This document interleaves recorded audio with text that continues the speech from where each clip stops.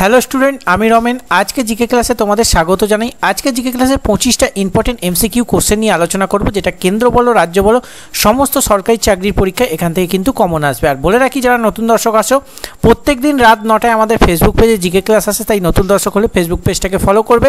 আর যারা ইউটিউব থেকে দেখছো, প্রত্যেক দিন সকাল 10টায় আমাদের ইউটিউব চ্যানেল জিকে ক্লাস আসে, ইউটিউব থেকে দেখলে সাবস্ক্রাইব করবে। চলো, ফার্স্ট কোশ্চেন, নিচের কোন মৌলটি সমস্ত জৈব যৌগের মধ্যে পাওয়া যায়? এক্ষেত্রে চারটি অপশনের মধ্যে সঠিক উত্তর হয়ে যাবে অপশান এ, কার্বন হবে তোমাদের এক্ষেত্রে সঠিক উত্তর। নেক্সট কোশ্চেন, সংবিধানের কত নম্বর ধারায় রাষ্ট্রপতিকে অপসারণ বা ইমপিচমেন্টের কথা বলা হয়েছে? এই ক্ষেত্রে সঠিক উত্তর হয়ে যাবে অপশান এ, 61 নম্বর ধারা হয়ে যাবে তোমাদের এক্ষেত্রে সঠিক উত্তর। তার সাথে মনে রাখতে হবে 368 নম্বর ধারা, এটা কিন্তু সংবিধান সংশোধনের কথা বলা হয়েছে, ঠিক আছে। নেক্সট কোশ্চেন, 38তম প্যারালাল লাইন কোন দুটি দেশের সীমারেখা? এক্ষেত্রে যেটা সঠিক উত্তর হয়ে যাবে অপশান সি, উত্তর কোরিয়া ও দক্ষিণ কোরিয়া হবে তোমাদের এক্ষেত্রে সঠিক উত্তর। নেক্সট কোশ্চেন, জলের চেয়ে ভারী অধাতু কোনটি? এক্ষেত্রে যেটা সঠিক উত্তর হবে অপশান সি, আয়োডিন হবে তোমাদের এক্ষেত্রে সঠিক উত্তর। নেক্সট কোশ্চেন, দূরের জিনিসকে দেখতে কোন লেন্স ব্যবহার করা হয়? এক্ষেত্রে তোমাদের সঠিক উত্তর হয়ে যাবে অপশান এ, উত্তর লেন্স হবে তোমাদের এক্ষেত্রে সঠিক উত্তর। নেক্সট কোশ্চেন, রঞ্জিত সিংয়ের ইংরেজদের মধ্যে অমৃতসরের সন্ধি স্বাক্ষরিত হয় কত সালে? মানে এখান থেকে দুটো কোশ্চেন হয়ে গেল। এক হচ্ছে অমৃতসরের সন্ধি কার কার মধ্যে হয়েছিল?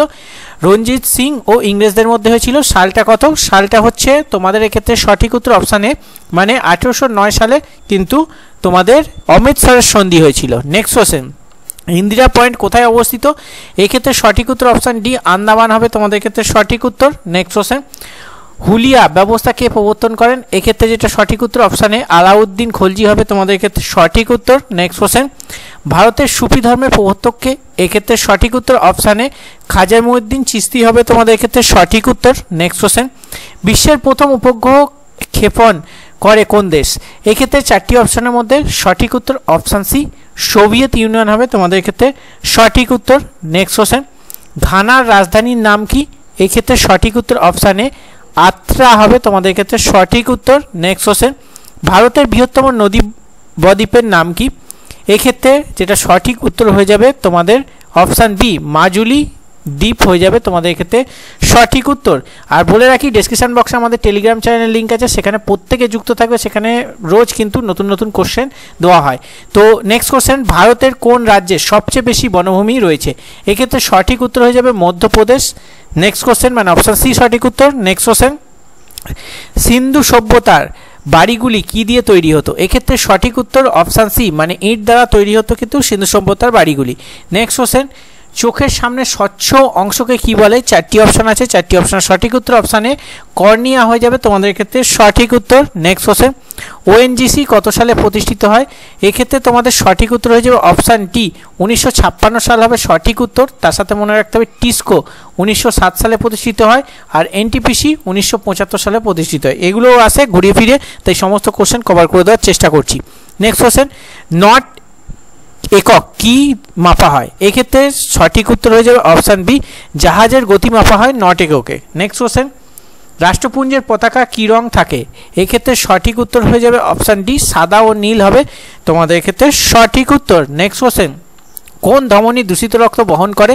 এক্ষেত্রে তোমাদের সঠিক উত্তর হয়ে যাবে অপশান এ, ফুসফুসীয় ধমনী হবে তোমাদের ক্ষেত্রে সঠিক উত্তর। তার সাথে মনে রাখতে হবে বিশুদ্ধ রক্ত কিন্তু ফুসফুসীয় শিরা বহন করে। ওকে।